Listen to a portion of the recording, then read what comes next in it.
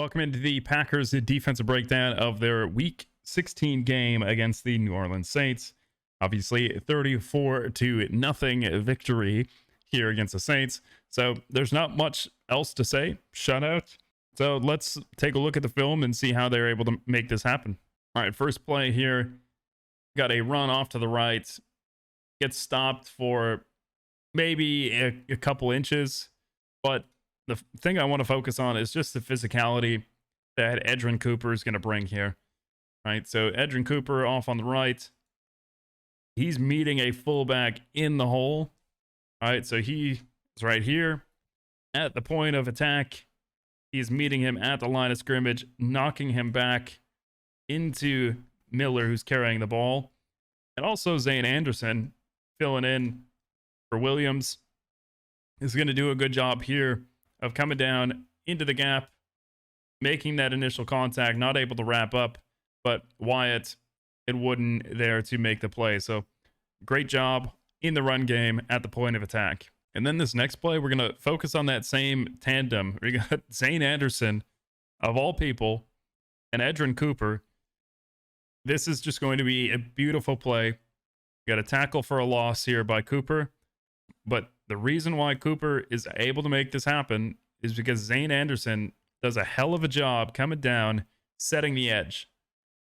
He is in the backfield. He has set the edge. He's forcing a cutback here because if he runs outside, this is either going to be a hold or a tackle by Anderson. So he's got to cut back behind this block, and guess who's there?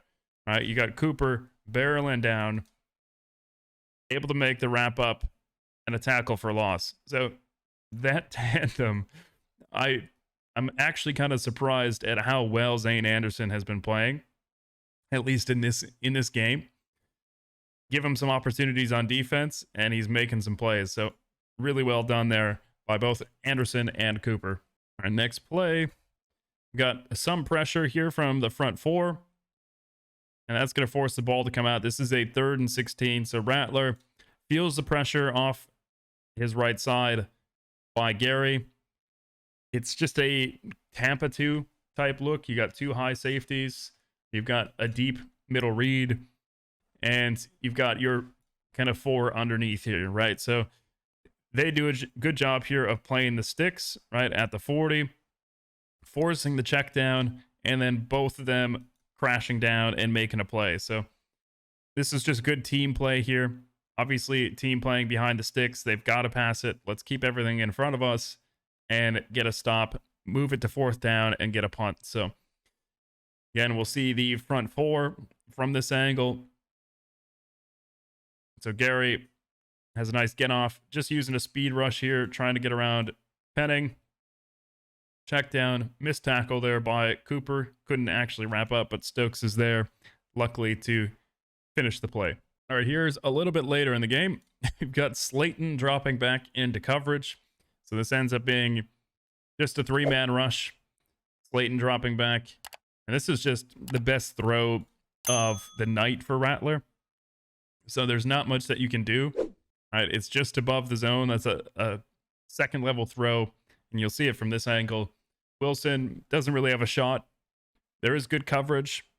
Ends up being a tackle almost immediately after the catch, but that is just above Wilson. Nearly made a play, but he's able to get it in there, and McKinney able to make the tackle. But best throw of the night for Rattler, which isn't saying much because we'll look at his inaccuracy issues throughout the game a little bit later in this video. Here we've got a 3rd down run by the Saints. Wyatt misses a tackle, and he's able to get down for a 1st down. I personally think that this should have been a holding call on Patrick because Edgerrin Cooper is trying to get off this block, but he's just not able to, and that was pivotal in this play. So Patrick with a little bit of a grab here, and you can see he's still grabbing him, and that looks like, right around the ball carrier, so that hold is kind of important. And then you just have this play should have been made by Wyatt. He's able to shed, but he's just punching for the football. He's not able to wrap up. He just punches for the football, isn't able to force a fumble, and that's just going to lead to a first down here for the Saints. All right, next play, we've got play action, sack fumble, recovered by Gary, and that is just a great pressure here by the Packers defense. Essentially, what you're going to get here is Kenny Clark coming straight ahead. Right, he's going to be blocked by the right guard, but then you've got Gary who's going to wrap around to the inside, and this tackle is going to try to slide with Gary. Right, this tackle is important, right? He's going to slide with Gary, which is going to leave Nixon unblocked, right? So probably a mistake here by Rattler with the pressure.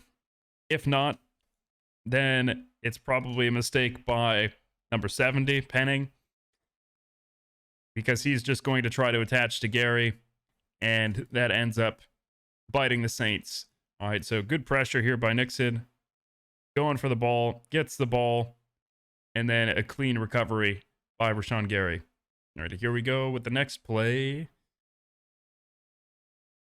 It's a short pass that gets ruled incomplete, but really the main focal point is what happens in the backfield. I am not employed by the NFL, so I can complain about the refs.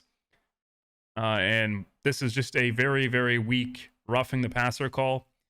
And I think it's because of the angle that this ref is looking at it. Ball is out right about there, within one step of Cox. He's going to make contact. But the problem with this is that contact is completely obstructed. Right, looking here. So Cox, his back is covering Rattler. So it appears like there's contact with the head, but there is no contact with the head. The helmet's in the back, basically the back plate, and that's going to get flagged for roughing the passer. I don't agree with that. It's a free first down, free 15 yards for the Saints. They needed all the help they could get, but that should not be a penalty in my opinion. Next play, we've got the Packers getting some pressure here on the inside, but it ends up being a completed pass. Again, this is probably one of the better throws from Rattler on the night. Outside there, Valentine able to make contact and gets a forced fumble, but not able to do much more than that.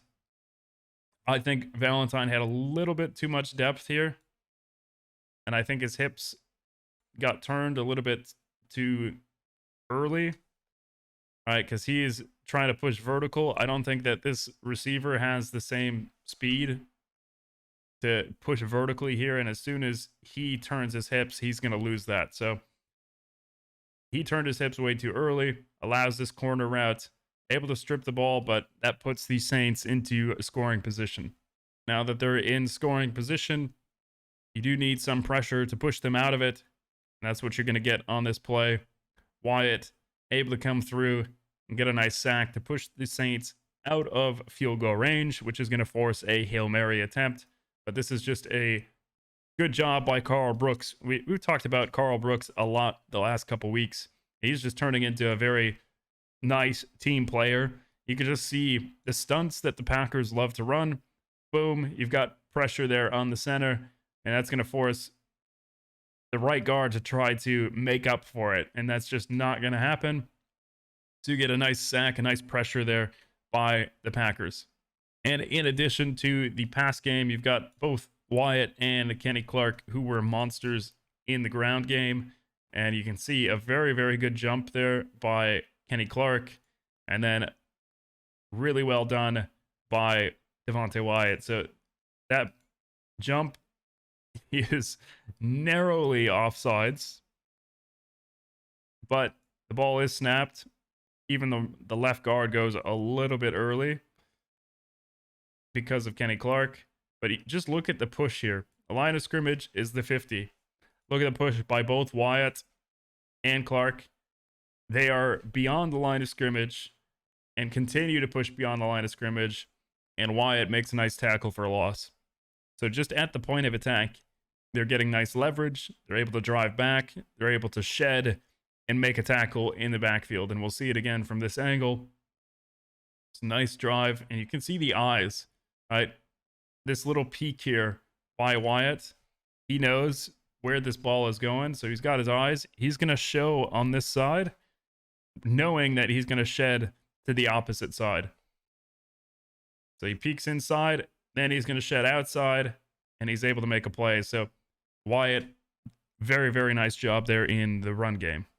And we're going to get even more pressure here. It's time to get 3 guys getting to the quarterback. Kind of outside pressure forces this step up, and you're going to get a sack. So we'll see it from this angle as well. Mosby, Cox doing a nice job on the outside. Cox able to get on the edge, forces the step up into Wyatt. And then you've got Clark there finishing the sack. So really well done by the Packers front 4. All right, up next, we have a crazy play by Rattler. He gets pressure. He's going to step up. And then he's got a jump pass. Haven't seen that since, Tim Tebow back in Florida. But this jump pass has a ton of heat on it, and that it's perfectly placed for his receiver. So Gary gets some pressure. Enagbare slides in, and that jump pass is just accurate enough in between 2 defenders. Number 17 doing a good job there of not continuing his route into a defender that's in the middle of the field.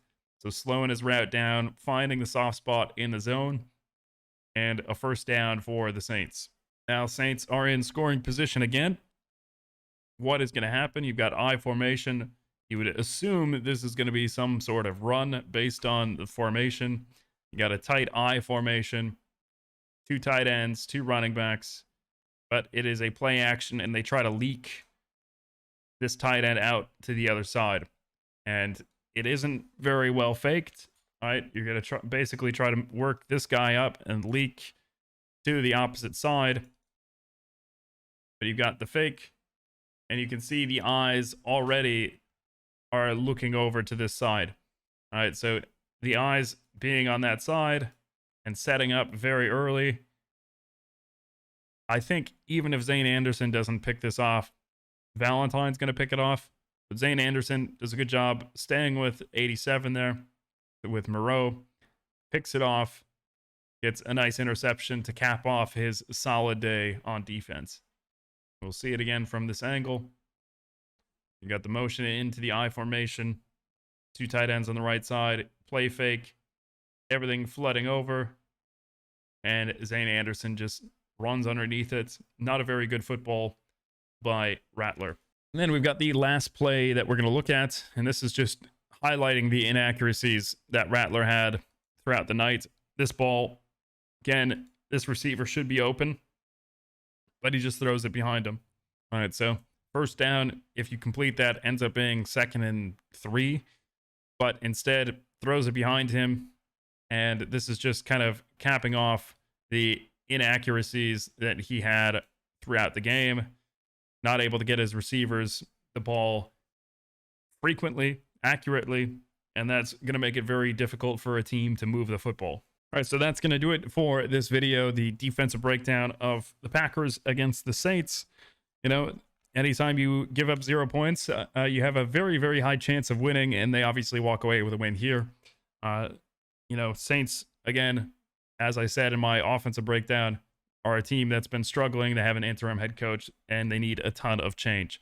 So that'll do it again for today, and I will see you guys in the next video. We are finally back on schedule looking at the Minnesota Vikings game from this past weekend.